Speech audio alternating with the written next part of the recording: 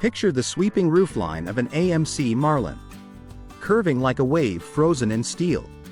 Imagine sliding into the cockpit of a Studebaker Avanti, its futuristic gauges glowing like those of a jet fighter, or the steady hum of an Oldsmobile Toronado gripping the pavement on a rainy night. Unbothered by the storm. These weren't just cars, they were bold statements from a decade that thrived on risk and imagination. Many have slipped into obscurity, overshadowed by flashier legends. Yet each carried a brilliance far ahead of its time. Before we shift into gear, do us a favor and hit that like button and subscribe, it really helps the channel grow. Today, we're revisiting 10 forgotten cars from the 1960s that proved innovation doesn't always get the glory. Rounding out our list at number 10 is the Studebaker GT Hawk, a grand touring coupe that could stand shoulder to shoulder with Europe's finest. Yet came from a small-town factory in South Bend, Indiana. By 1962, Studebaker was fighting for survival. But designer Brooks Stevens transformed the aging Hawk platform into something elegant and modern. The fins were shaved, the lines cleaned, and a bold, Mercedes-style grille gave it a touch of continental flair. Under the hood, the GT Hawk came standard with a 289 cubic inch V8. But buyers could opt for the R-Series supercharged versions pumping out up to 335 horsepower. In a lightweight 3.000-pound body. That meant 0 to 60 in under 8 seconds, Corvette territory. The suspension, with anti-roll bars front and rear, gave it poise in corners, while the steering was quick and precise. Inside, it was pure touring luxury, leather-trimmed bucket seats, a dash filled with jewel-like gauges, and the kind of build quality you only get from craftsmen who know every car they build might be their last. On the open road, it was smooth, fast, and utterly composed, the perfect long-distance cruiser. But timing was its enemy. Studebaker's declining dealer network scared away buyers, and parts availability became a concern. Fewer than 14.000 GT Hawks were built before production ended in 1964. Today, the survivors are cherished by enthusiasts who recognize what it was, the last great gasp of an independent American automaker. And a car that deserved far more applause than it ever got. Coming in at number 9 is the Chrysler Turbine Car, a machine so futuristic it felt like it belonged on an airport runway, not a city street. In 1963, Chrysler built 55 identical bronze coupes powered not by pistons, but by an actual turbine engine, the kind you'd find in a helicopter. This turbine could run on almost anything flammable: gasoline, kerosene, diesel, jet fuel, even perfume or tequila. It had 60% fewer moving parts than a conventional engine, no radiator, and started instantly in any weather. On the road, it delivered a smooth, uninterrupted rush of power, no gear changes. Just a steady whoosh and a distinctive jet-like whine that turned heads everywhere it went. Chrysler loaned 50 of these cars to everyday Americans for 3-month test drives, gathering real-world feedback. Most loved the novelty and the silky performance. But there were hurdles. The exhaust was scorching hot. Fuel economy hovered around 11 miles per gallon. And each car cost a small fortune to build. By the late 1970s, rising emission standards and high production costs ended the dream. Chrysler destroyed most of the fleet, leaving only 9 survivors, now scattered between museums and private collections. One still roams the streets in Jay Leno's garage. Proof that the turbine car wasn't just an experiment, it was a glimpse of a future that never came. Coming in at number 8 is the Chevrolet Corvair Monza Spider, a car that proved American ingenuity could rival Europe's best sports machines. In 1962, Chevrolet took its air-cooled, rear-engine Corvair and gave it something no American production car had ever seen: a turbocharger. The result was 150 horsepower in a lightweight, 2.400 pound-package, enough to push it past 110 miles per hour. Right into Porsche territory. The Spider wasn't just about speed. Its rear engine layout gave it exceptional traction and nimble handling when driven skillfully. With quick steering, excellent brakes, and a curb-hugging stance, it felt more like a big European coupe than anything Detroit was building at the time. Inside, you got a driver-focused cockpit, bucket seats, a 4-speed manual, and a special gauge cluster that included a boost gauge, a detail that made you feel like a jet pilot. But the Spider's brilliance was overshadowed by controversy. Ralph Nader's unsafe at any speed targeted the Corvaire's early handling quirks. And even though Chevrolet had corrected them by 1964, the damage to its reputation was permanent.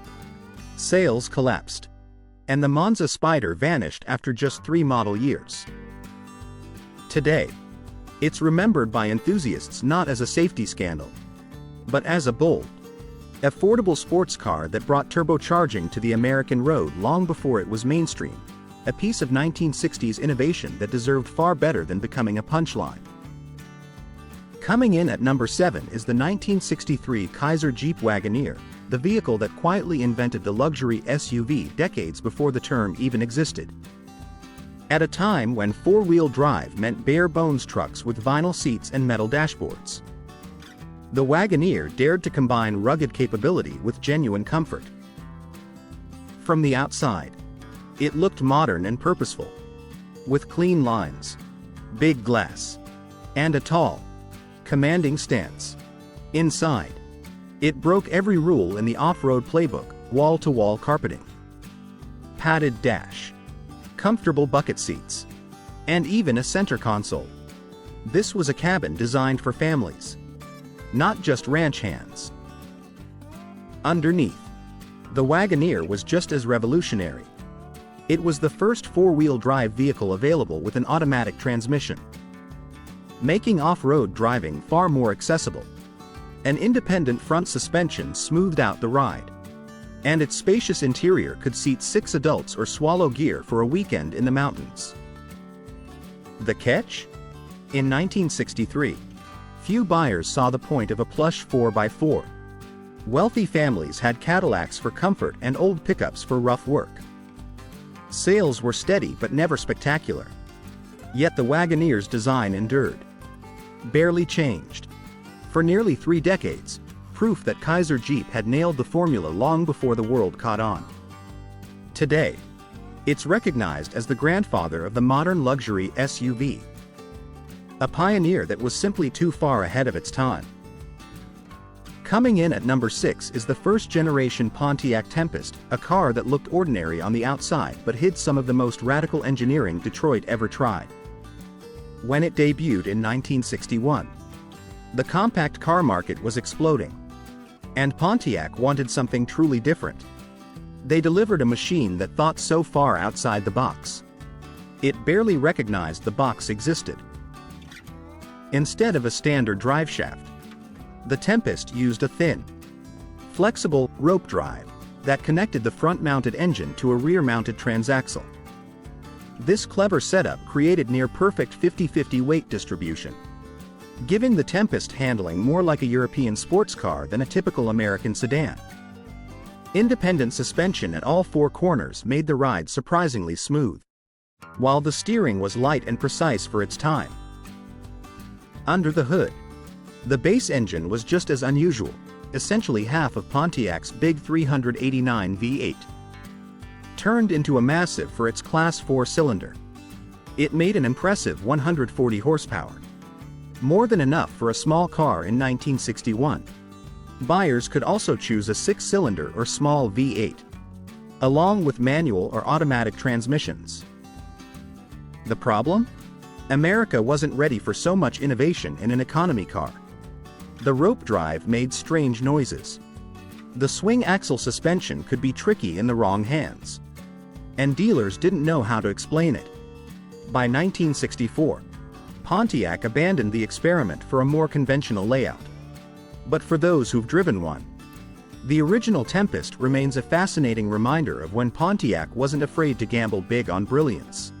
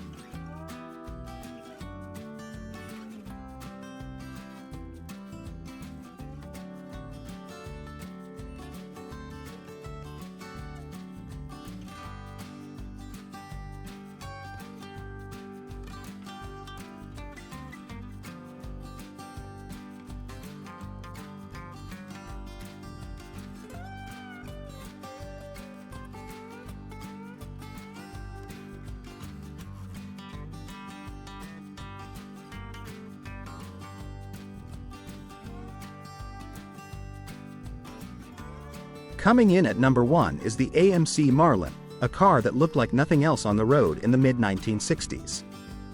Born from American Motors Corporation's Rambler Classic, the Marlin debuted in 1965 as AMC's bold leap into the fastback trend. But while Ford and Plymouth chased sleek, speed-focused profiles, AMC took a different route.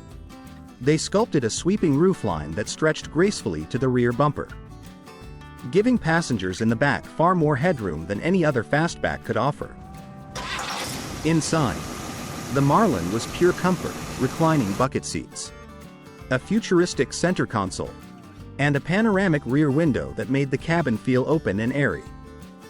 Under the hood, AMC's new 290 cubic inch V8 delivered smooth, steady power, paired with a torque tube drive system that made highway cruising remarkably stable.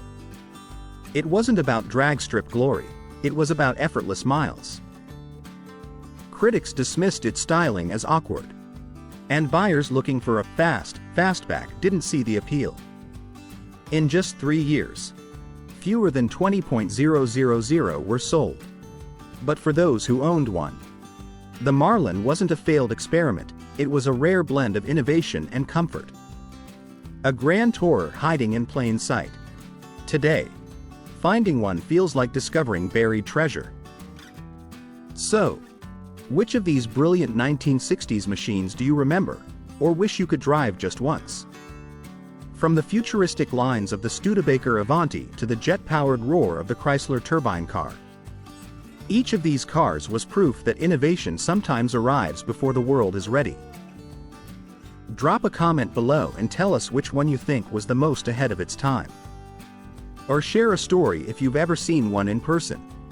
And if you enjoyed this trip down the forgotten roads of automotive history, be sure to like this video, subscribe to the channel, and join us for more journeys back to America's golden era of motoring. After all, some ideas and some cars are simply too good to be forgotten.